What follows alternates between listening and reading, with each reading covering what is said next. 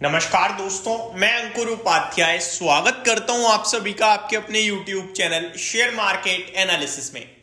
बाजार ऊपर से नीचे आता हुआ दिख रहा है। लगभग आज 24,540 का हाई लगाने के बाद निफ्टी आपके लिए 24,418 पे ट्रेड कर रहा है। बहुत ही सिंपल कॉन्सेप्ट है। आज है निफ्टी की वीकली एक्सपायरी और जो पोजीशंस हैं वो मैं आपको बता देता हूं। 24,500 पे कॉल राइटिंग है, 24,400 पे थी, 350 पे थी। 350 वाला ट्रैप हुआ था। जिस दिन 350 निकला उसने पोजीशन कट करी, बाजार ऊपर आया, अगला पड़ाव सीधे 24,500 का था। 24,500 हम लोग आ गए। 24,500 वाला कॉल राइटर अभी तक डरा हुआ जरूर है लेकिन डगमगाया नहीं है, उसने पोजीशन खाली नहीं करी।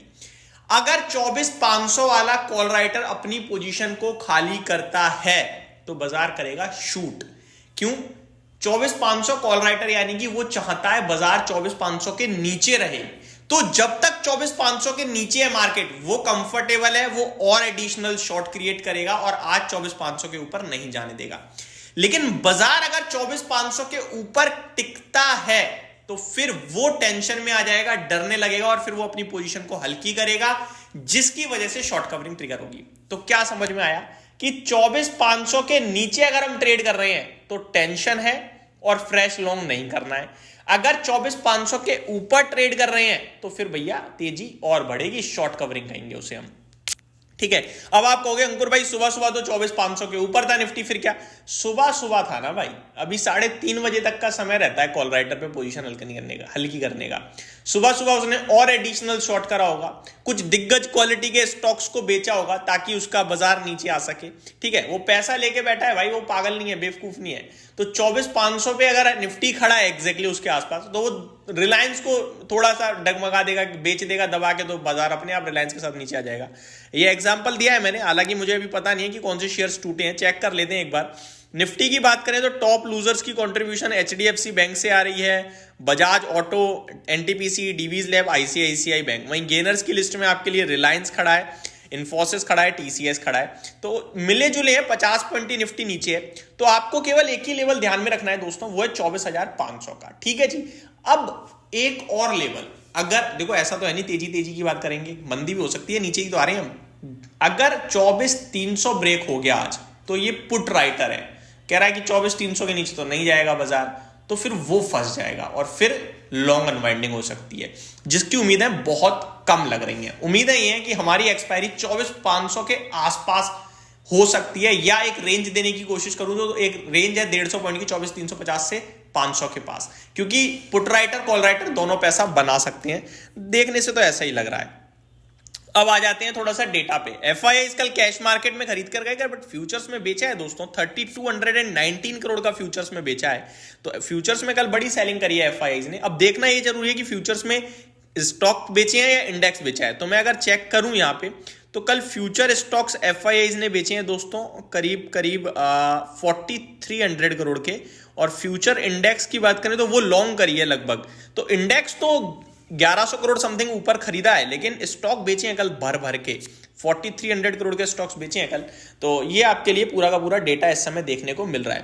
तो बाजार को सिंपल एक लेवल के हिसाब से, 2 लेवल्स के हिसाब से हमें देखना है। अब आता हूं मार्केट में, पूरे ब्रॉडर मार्केट। निफ्टी आपके लिए 40 पॉइंट नीचे है, सेंसेक्स फ्लैट टू नेगेटिव है, बैंक निफ्टी 1/3% नीचे है, स्मॉल कैप 0.4% अप है, मिड कैप बिल्कुल फ्लैट है। मार्केट ब्रेथ आज हल्की लाल निशान में लग रही है। 1,050 शेयर्स हरे निशान में है, तो 1,200 शेयर्स नेगेटिव है एनएससी पे। आईटी क्षेत्र एकमात्र सेक्टर है जो तेजी दिखा रहा है, बाकी मिड कैप सिलेक्ट फ्लैट है, बाकी सब लाल है। मीडिया, पीएसयू, रियलिटी ये थोड़े ज्यादा टूट रहे हैं। फार्मा, मेटल, ऑटो में हल्की हल्की 1/3% से 0.5% की गिरावट है। टॉप गेनर में सीडीएसएल है दोस्तों, हमारी सदाबहार थीम। शेयर बाजार से जुड़े हुए स्टॉक आज फिर रॉकेट हो रहे हैं। सीडीएसएल 5.5% ऊपर दिख रहा है, बीएसई 4.5% ऊपर दिख रहा है, और भी इसी से रिलेटेड स्टॉक्स हैं जो आज आपके लिए कमाल कर रहे हैं। जोमेटो के शेयर की बात करें तो आज इसने ऑलमोस्ट 300 रुपए का लेवल फर्स्ट टाइम दिखा दिया है, लेकिन ऊपर से हल्की सी करेक्शन भी आई है, अभी 296 पे ट्रेड कर रहा है। मैपमाई इंडिया बड़ी करेक्शन के बाद आज थोड़ा सा उछलने की कोशिश कर रहा है, 3%। केफिन टेक्नोलॉजीज में रैली है, एक बार फिर शेयर बाजार से जुड़ा हुआ स्टॉक।